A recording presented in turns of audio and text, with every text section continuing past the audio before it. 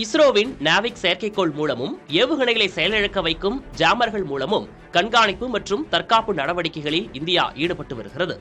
பஹல்காம் தாக்குதலுக்கு பிறகு எல்லைகளில் பாகிஸ்தானின் நடவடிக்கைகள் மோசமாக மாறியுள்ள நிலையில் ஏவுகணை மற்றும் ட்ரோன் தாக்குதலில் விழிப்புணர்வோடு செயல்படுவதற்கான ஜாமர்கள் எல்லைப் பகுதியில் அதிக அளவில் நிறுவப்பட்டுள்ளன.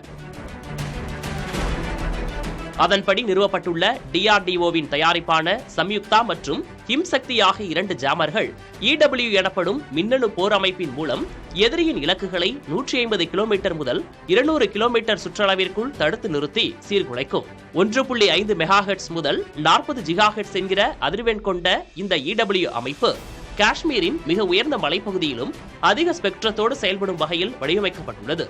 இந்தியா சமீப காலமாக EW அமைப்புகளில் அதிக அளவில் முதலீடு செய்துள்ளதாக கூறப்படும் நிலையில் பாதுகாப்பு கருதி பாகிஸ்தானுடனான எல்லையோரங்களில் அவை அதிகப்படுத்தப்பட்டுள்ளன.